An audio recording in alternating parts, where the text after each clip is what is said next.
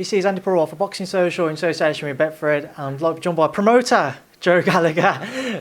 Joe, a successful show for yourself here on this Sunday? Yeah, the crowd seemed to have enjoyed it. When I popped my head round the door a few times, couldn't see an empty seat, so it was a packed house. I'll have to check with the gate there. I don't know if it was a sellout, but as you could see there must have been like, say, 700 for a Sunday afternoon. And no, it was a good crowd. They stayed in there. Some shows, groups of fans come and go when the fighters have fought, but they all stayed in there and it was a good show. How did you find life as a promoter today? Yeah, it was all right. Like I said, I had my trainer's head on as well, so I was back and forth in and out, but just let the show run itself. We've got good people involved, and yeah, everyone knows what they're doing, and the main thing is to put on entertainment, and it was great. You seen the reception everyone got today. I think everyone's fans were all cheering for the home fighters. They all came together, and you could hear that today. It was great.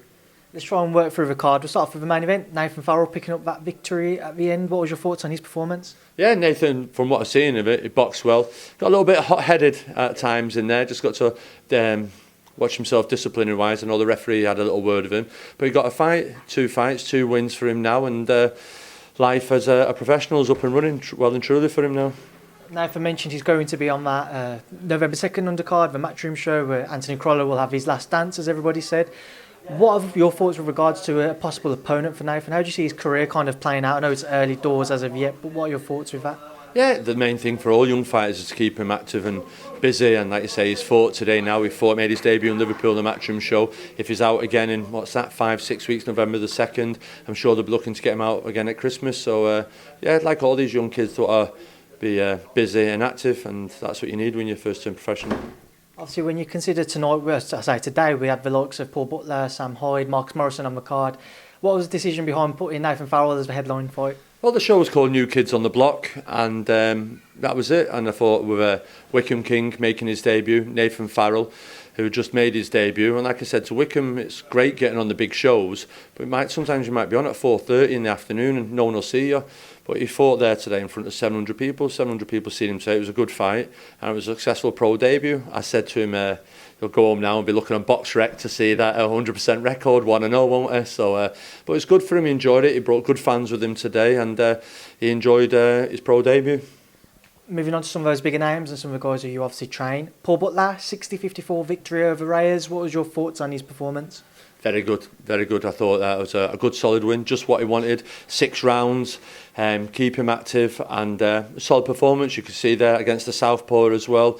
Landed good shots, had him hurt a few times, and that was a good solid 6 rounds for him. That just keeps him ticking over, keeps him half fight fit and ready now for hopefully that European title fight. Do you think there's that added pressure on Paul because of what he's previously achieved, a former world champion? He's trying to push for another world title. I know you've just mentioned the European title there. But there's that added pressure that maybe fans would have expected him to have come for a stoppage today? I think so. But at the same time, the very knowledgeable crowd that were here today, they know the boxing, and you could see he wasn't a kid that goes down easy. He's gone the distance with Ryan Burnett. And other fighters as solid, as durable, and it wasn't all about Paul Butler banging someone out in a round or 2 today. It was getting 6 solid, good rounds working, and that's what he did. Sam Hyde with that 4th round stoppage victory again. What was your thoughts on his performance, Joe? That was a big statement. That was really good. I'm really pleased for Sam there. He's developing really well. Going to LA, going to Mexico, being around the big fights, your Crawlers, your Beefies, training, sparring out there. He's learning and learning, and he's on a curve at the moment. Sometimes fighters plateau, but then they go on another learning curve. And Sam Hyde, as you can see today, his performance was good. Got the stoppage in 4 rounds, and I don't know whether he said it in his interview, he was mad for that Riakporhe fight, and if I was them, they should have took it, because Sam Hyde's just getting better and better and better, and I can understand why they don't want to fight Sam Hyde. Have you had any other dialogue with Richard Riakporhe's team about trying to make that rematch? No, just a bit of social banter with Dylan White the other day, and like he said he'd take the fight for Riakporhe, no problem. We said, okay, let's do it, for whatever reason. I know the board now have offered a British title fight, but in the meantime, Riakporhe can defend his WBA Intercontinental, and we'll do that rematch, and the winner of that then fights Massey, or if they fight each other for the British as well, Massey within 90 days. However, but we were promised a rematch with Riakporhe, and it's a year down the road, and it hasn't happened. I just feel a bit like Derek Chisora. I think we start needing to start, or Sam does, start having the Vaseline. That's a great analogy there, Joe. I'm not really quite sure how to go about it, so we'll move past that one. Yeah. Marcus Morrison also on the card, another victory. That momentum seems key for him now after the victory in Italy. Where do you see his career kind of playing out now? Well, like I say, his last time out, he had a huge profile, great win in Italy, good knockout late, and then he performed today against a decent kid, and he got the job done early, so he's building momentum, the slow train's beginning to build up speed, and listen, for Marcus, we'll most probably be looking at maybe a British title in the next 6-8 months, depending on what happens with Liam Williams, but Marcus is gaining confidence, gaining momentum, and I've said to him to fight today, you've got to stay relevant, keep that confidence, keep that going, and he's a young kid still, he's had plenty of fights up to now, and his experience, and like all young kids, they need to be like a stuck record, fighting regular and often, but Marcus there now, he's got that little swagger in his walk, and life's good in Team Morrison's household. Promoter life, Joe. How do you see the foreseeable future playing out for yourself as a promoter / trainer? Slash manager. Listen, this was the second show, the first one done in June, the second one here. We'll most probably do another one before the end of the year. And no, it was packed out today, and we'll most probably do a similar card. Most probably a return of a lot of the kids that were on here today. The return of the new kids on the block, or new kids on the block part 2, I don't know. And then with some other kids, is it? But it's a busy time, November. As you know, all the big shows, all the big guns, promoters putting shows on, so we may do something in December. But we'll definitely be out once before the Christmas, possibly 2 times. So I'll sit down with Kieran and we'll look at that, and we'll just enjoy it while we can at the moment.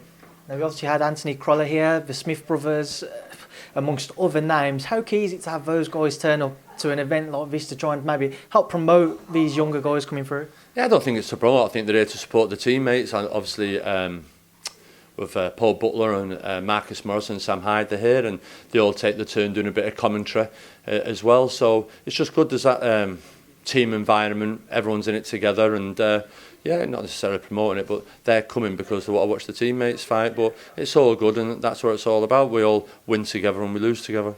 Just want to quickly work through the Smith brothers before I do let you shoot off, Joe. Liam Smith, what is the latest with Liam with regards to what's up next? I don't know, he's just back from Vegas, so I'm not sure we'll see him in the gym tomorrow, speak to him later on tomorrow, but all we're hearing is what, like you say, Eddie Hearn's saying there's a possible date for him on the Joshua bill, so we'll see and find out more this week. Stephen Smith? Looks to be out in November, back end of November, so in a big fight. And finally on Callum now, I know I spoke to you in a week about Callum and what's going on with his future.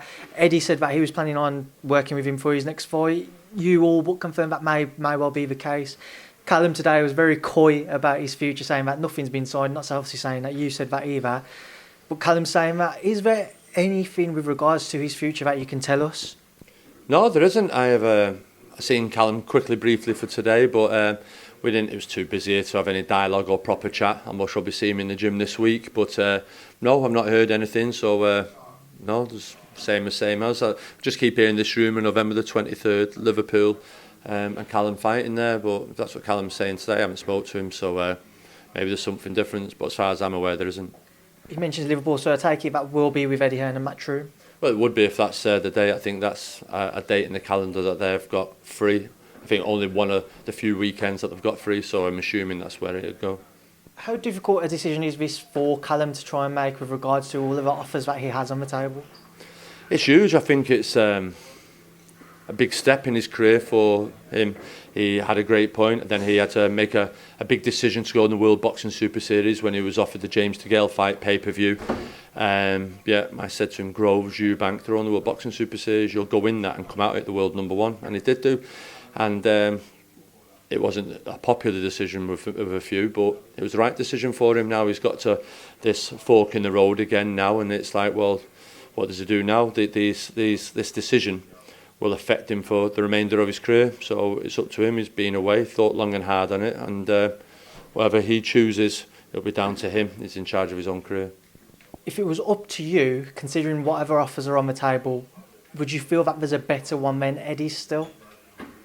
I've not spoke to Callum to see whether Eddie's come back with anything, because obviously Eddie and Eddie's been here, there and where. But from what was originally on the table, there is better offer. But I just think, like I say, the temptation of fighting at Anfield and the pull and the draw for that, I think it's just too big. But at the same time, we don't want our pants pulling down. We need to be paid well to headline at the Anfield, and I'm sure Callum's aware of that. He knows that himself. Just my final question before I do let you shut off, Joe. Just on that Anfield, it has been spoken about for probably a year or so now. Say if he was to sign with Eddie and the fight wasn't delivered, how would you guys feel about that? For me, I'd be gutted for him and the brothers because they all want to fight it. I know Butler wants to fight on it, Tasha wants to fight on it, I'm sure Pricey wants to fight on it, I'm sure there's loads of Liverpool kids that are on it. So I think there's huge pressure on Callum that if he doesn't, they're not got to get that Anfield night. So I think there's that underlying current there of pressure with that. But for him, yeah, I think he'll be definitely gutted because I don't think you'll see Callum fighting the year after, 2 years later. So I think it has to happen next year or not at all. Well, Joe Gallagher, as always, I appreciate your time. Thanks for speaking to myself and Boxing Social. Yeah, cheers. Thanks for coming down today and I hope you enjoyed the show.